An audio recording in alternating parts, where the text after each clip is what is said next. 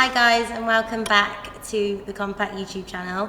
Today we're going to be talking about our approaches to post-show and the off-season. See, that wasn't that bad. Nail it. So yeah, I think post-show and off-season, like it always comes around, and as a first-timer, I don't know about you girls, like I had no idea what I was doing, and I didn't really have like much advice either.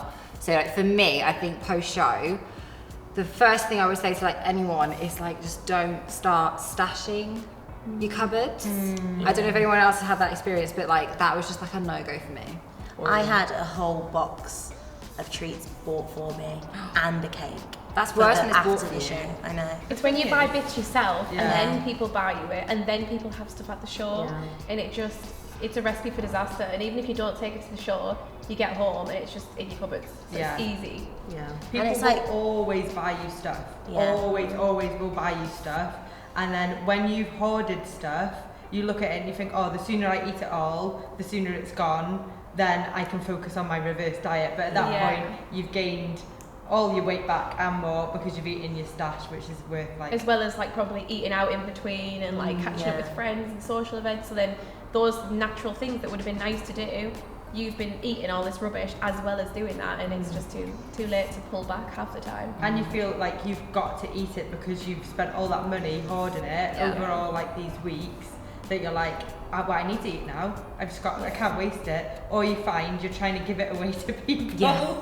Like I'm like, oh, do you want a bit of some cookies? Do you want this? Do you want that? Nobody wants it. No. You fucked yourself over here. So you have those. And I think for me, like I always say to people, I don't want anything post-show. They're like, oh, what do you want? I'll buy you something. I'm like, do you know what? I'll just give me a coffee. Yeah. Or like experience. I think that's probably what we're craving more. They think we're craving the food, and actually for me, I'm craving experience, downtime, and that sort of stuff. Yeah, so like that's if you live in a city, there's so many activities you can do that don't revolve around food. Like there's like bowling, and there's even like archery, and there's like axe throwing in Manchester Riding, rollerblading. Like there's so many different things you can do that are fun activities. It's great for socializing, but it's not revolving around food, because after the show you are going to have a lot of pressure with people saying, oh, you're done now, let's go out to eat, and you're going to want to try and please everyone because you haven't been able to do it for so long, and you have to put yourself first at that point because you're in a vulnerable position. You know, your body's going to be sensitive at that point. You need to make the best choice for you. So maybe say to your friends, look, I'd love to see you, but can we do this instead? Can we do something that's not necessarily They revolving try around and plan food? your life for you weirdly, don't they? Because they think that's what you want and you've missed it. They and think it's you've been missing out on your whole life when you're like, no, I do this for fun. Yeah, like, I actually enjoy it. I have this. Yeah. No, definitely. Half the time I think as well, the stuff that you have, like maybe it's bought while you're on prep, you don't even want, you don't fancy, you don't crave, like, so when you do have that stash there, you just eat it for the sake of it, because you probably maybe fancy like two little things, but then you eat it all because it's there, basically. I always think that the first time you do it is so much worse than any other time though. Like the first time you want everything, and like post-show you want to eat all the things, you want to go out to all the food places, like you want to do all that, and it's not until you've had a few seasons that you start to recognise, actually I don't really want to do that. Like I remember last year, I'll like before I go on stage I'll have like a donut or something, and I remember having that donut before I went on stage, and I was like, oh, I'm not even asked. Like I'm literally not even asked, which is the first time I've ever felt like that. And that's 4 seasons. Donut before you go on stage. Yeah. That's mad. I know. Why? Crazy. I don't know, that's just always worked for me.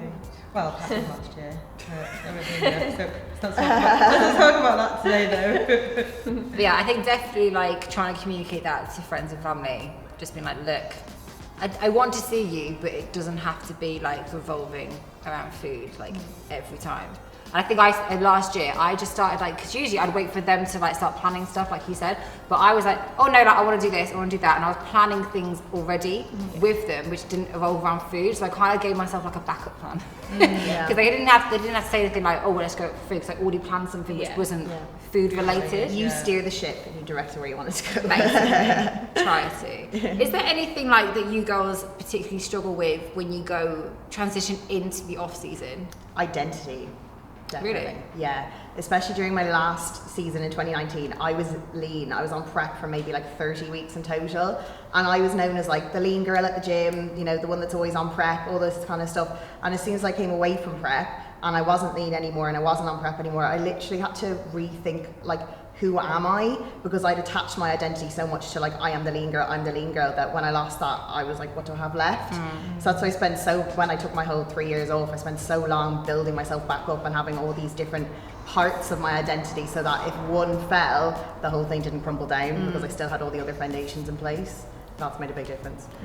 Leading on from that as well, I think like expectation is quite a hard one, because like I feel more pressure post-show off-season than I do at any other part, because I feel like a lot of eyes are on you about like what your next moves are, and then you overthink it even more, and you're just like, oh my god, I can't do this. Like, it's just tough. And you don't want people to be thinking of you like, did she fuck up her off-season, or did she already like ruin her post-show? Yeah, you and feel stuff like that. people are judging you. You always feel. I feel like people expect you to just have abs year round. Yeah. Oh my and gosh, just and feel amazing. But I don't know. There's just a lot of pressure on it, and if you put a bit of weight on, which is normal for us because it's not healthy necessarily to be the weight we get to. So then they're like, oh, so have you stopped training now then? Yeah. And it's like, The comments are hard when you're coming out of it, because when you're in 100%. it, in prep, they're like, oh, you're looking really good, you're really lean, and then when it's almost like people are shocked sometimes to see you, and they're like, oh. yeah, they don't even try and hide Oh, it. you're looking well. You're looking well. It kills me. I'm like, I hate it. In I prep, hate they're like, it. are you sure you're alright? You're quite gaunt. You're like, yes, I am.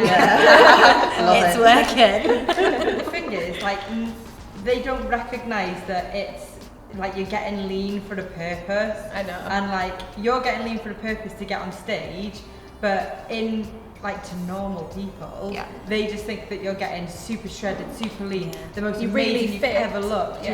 When you're like, mate, I want to die. Like I am so lean. It's like I want to but sleep that's all day. Literally, that's it. You feel so horrendous because you're literally doing it for a purpose, and then when you go back to normal and you feel like the best you've ever felt, and like you feel energized, you feel fueled again, that's when they're like, oh, right. And I'm like, whoa, don't judge me. I've done what I needed to do, I got where I needed to get to be on stage, and now I'm going back to normal and I'm living my life again. Like don't judge me for doing what I'm meant to do. And that's the normality of it, but other people don't see it. I find that like people actually like look at you when you eat.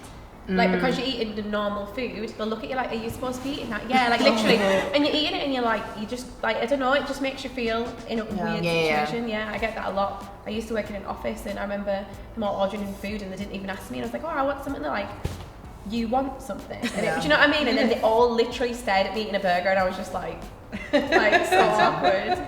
Right, do you girls ever find I don't know what the fuck to wear? Yeah. Prep wardrobe, I hate It's fitting that me. limbo phase in the middle where you're like, what fits me? I hate that part. Me and Mel were talking about this when we went to Primark last week. We think you seem to nail, Emily, fashion, styling stuff. Emily's going to style us. I was like, Emily needs to tell us what to wear, because I don't actually know like what to wear. And when you only wear like gym gear, you're like, well, what do normal people? Like I went out for a Sunday barbecue, had a right meltdown. I was like, Joe, I don't know what to wear. She's like, just wear anything. I'm like, yeah, but I don't know what to wear, because I'm only used to wearing gym stuff. And do you know what my method is? Go on. You've got to have one tight piece of clothing and one loose. So you're either going tight on the bottom and loose on the top, or loose on the bottom and tight on the top, and it always works. And watch all my outfits now. You'll see see the formula there. There's always something tight and something loose, and then it just works. But yeah, in general, it does feel like the most basic social outing is a bit of a meltdown. Yeah. And you're like, why is it this hard? Like, and like obviously your partner will be like, well, you're only going here, we're only doing this, but they don't understand that it's like, They don't understand. yeah, you need to feel good. At that point, you need to try and find something that makes you feel good. Yeah, and I think outfits, especially going out outfits, are so difficult when your body looks in two different ways. Like, I would never wear something that was like skin tight on my lower half on prep because of the lack of ass. You know what I mean? Whereas if I wore something like that in normal, like when I'm normal, I would absolutely love it, but then I might get self-conscious about my stomach. Yeah. And then my 100%. stomach is perfect on prep. I know. Yeah. Because it's flat. You need so like I'm tight back and a loose stomach. Yeah. Front fitting something. I don't think that would look That good. doesn't I don't think that exists. But you feel good. Stomach for me is a big one though. Yeah, my stomach Me really too. bothers me in off season. But maybe it's because we look at it all the time on prep. I don't know. But the waist is a big thing as well. It's like all you've the got a tiny midsection though. You're always you Yeah. never seem to put a lot of fat on your midsection. It's this little bit of my belly, but you would never notice because I always wear high-waisted stuff. Yeah, exactly. It's easy to hide, isn't it? I'm learning all the tricks from Emily right now. Yeah, high-waisted, one loose piece of clothing and one tight. That's the method. That's it. It works. It works. Nailed it. Nailed it. Is there anything else that you think you will do differently into your off seasons next time? I'm talking more Helen, Emily, Holly, because me and Mel are off season gang right now. So Well, for me, my off season's going to start when I'm in America, which obviously could be easily a recipe for disaster, and it'll be the third time I've done it. The first time, like me and Elliot, we both competed, and we both had never been on like a big holiday like that. And everywhere we went, it was just like, oh, I've never tried that before. Oh, I need to eat that. And we ate so much to a point where we were like full, and we were like, oh, that looks nice. And we just kept eating because it was like the novelty of like us both being away, us both competing, both in America the first time. And then last year, it was just normal. It was nice. We just enjoyed like, you know, going out for food together, socializing, and just like picking and choosing, sharing things more so because the portions are massive. Yeah. So again, just improving on that. Like we did great last time, and again, it took a long time to get to that point, and I failed a few times, a good few times before getting to that point. But just really just not panicking as if food will never be there, because it will. Yeah. Yeah, that's it really. what about you guys? I think it takes time to find your right balance, because I've done both. I've done the go over the top and gain too much, and then I've done the restrict so much that I stay leaner than I need to. So like, I feel like I'm in a good balance now. My last off season was probably the best, and it sounds so bad, but I think it's genuinely because I weren't in a relationship. And I do think when I finished my last off season and I weren't with anybody, I was more focused on me.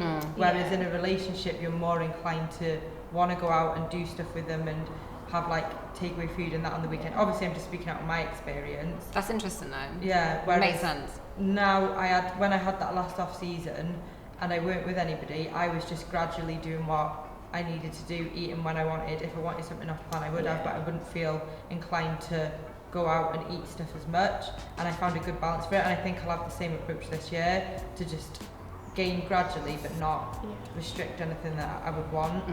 I think if I had a husband that wasn't in the competing world, I think I would find it harder to do the post-show off-season side. The only time I've found people struggle is if their partner, or tend to struggle, is if their partner sometimes is not in the industry, and then they're like, do you know some partners, like, well, my ex-boyfriend was a proper feeder.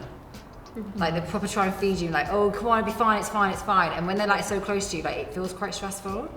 So I think, yeah, because I've got like Joe, it does make it easy. If I want food, I'll say yes. If I say no, he doesn't go, oh, come on. Like, I hate it when you're saying no to something and someone goes, oh, come on. I'm like, They that's make so you feel guilty for it. It definitely helps, but then also on the other end of that, like say Elliot, he eats so much and so often. So then I'm like, am I hungry? Like, and I can smell Playing food. catch up. And and if we go out for food, like I'm eating like similar portions. I'm like, what am I doing? Do you know what I mean? So I learned to honestly, like before I started a meal, I'd give him some of my food. Like when I was like trying to obviously build back up, rather than like I'd give him some of my food before I started eating. So I would eat smaller portions, just so small. Because I wouldn't. Once I've started, I won't give him any.